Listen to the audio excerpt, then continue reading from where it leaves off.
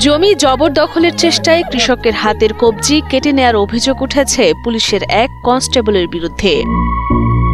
১৩ মে সকালে ন্যাক্কারজনক এই ঘটনাটি ঘটে গাজীপুরের শ্রীপুর উপজেলার বড়মি তাঁতিসুতা গ্রামে। অভিযোগ উঠেছে হযরত আলী নামের এক কৃষকের উপর হামলা চালায় টাঙ্গাইলের নাগরপুর থানায় কর্মরত কনস্টেবল অমৃত বিশ্বাস। তোমার বাবার হাত কেটে ফেলেছে, আমার বাবার হাত কইছে বলে আমার আম্মা আছে। আমি কান্নার জন্য কথা বলতে পারি না স্যার, আমার ছেলের জন্য আমি কথা বলতে পারি না, কাঁদতে পারি না। কৃষক হযরত আলীর স্ত্রী রহিমা বেগম জানান, বন বিভাগের জমিতে থাকা গাছের চারা কেটে জমি জবরদখলের চেষ্টা করেন অভিযুক্ত পুলিশ সদস্য অমৃত বিশ্বাস।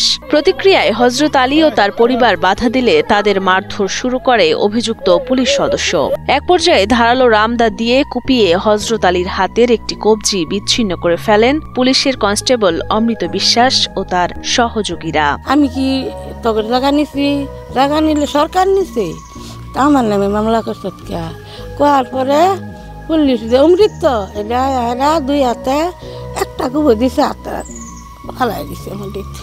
কিন্তু আবার পুলিশে চাকরি করে। গুরুতর আহত অবস্থায় কৃষক হযরত আলীকে প্রথমে শ্রীপুর উপজেলা স্বাস্থ্য কমপ্লেক্স এবং পরবর্তীতে ময়মনসিংহ মেডিকেল কলেজ হাসপাতালে ভর্তি করা হয়। সঠিক তদন্তের মাধ্যমে অভিযুক্তকে বিচারের আওতায় এনে দৃষ্টান্তমূলক শাস্তির দাবি জানান ভুক্তভোগী ও তার পরিবার। বিচার আমরা চাই প্রশাসনের কাছে। আমার শ্বশুরের একটা হাত গেছে, আমার শ্বশুরের সারা জীবনের লেগে পঙ্গু হয়ে গেছে। এটার জন্য সুষ্ঠুভাবে বিচার চাই আপনাদের কাছে। এ ঘটনায় অভিযুক্ত কনস্টেবল অমৃত বিশ্বাসও গাজীপুরের শহীদ তাজউদ্দিন আহমেদ মেডিকেল কলেজ হাসপাতালে চিকিৎসাধীন রয়েছেন। তার বিরুদ্ধে আনা অভিযোগ সম্পূর্ণ মিথ্যা ও ভিত্তিহীন বলে দাবি তার। অর্ধেক জমি চাষ করার পরে ওরা অতর্কিত ১২-১৪ জন লোক দাও লাড়ি বলম দিয়ে আসে আমার আমরা দুইজনে গেছি, আর কোনো লোক যাই না। আমরা কোনো কিছু কথা বলি নাই, কিছু না।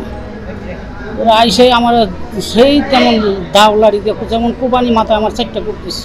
এ বিষয়ে অমৃত বিশ্বাসের পরিবারের সদস্যরা জানান, হযরত আলীর পক্ষের লোকজনই ভুলবশত হযরত আলীর কবজি কেটে ফেলেছে, পরে তাদের উপর দোষ চাপিয়ে দেয়া হচ্ছে। তারা একদম নিরস্ত্র ছিল, আমার দুই কাকা নিরস্ত্র ছিল। তারাই 2 ভাই এবং তাদের 2 ভাইয়ের ছেলে সবাই মিলে দাও রড তারপরে লাঠি নিয়ে খেতে আসে। খেতে আসা তারা অতর্কিত হামলা চালায়।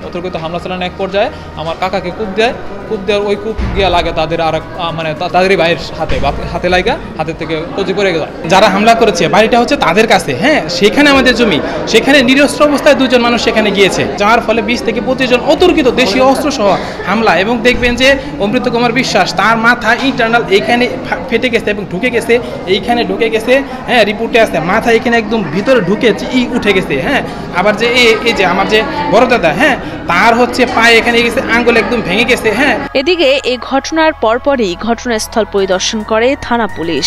এ বিষয়ে লিখিত অভিযোগ পেলে আইনগত ব্যবস্থা নেওয়া হবে বলে জানান শ্রীপুর মডেল থানার পরিদর্শক তদন্ত মোহাম্মদ শামীম আক্তার। এখন যদি ওরা অভিযোগ দিলে আমরা আইনগত ব্যবস্থা নেব। এই দুই পক্ষই তো ইনজুর্ড।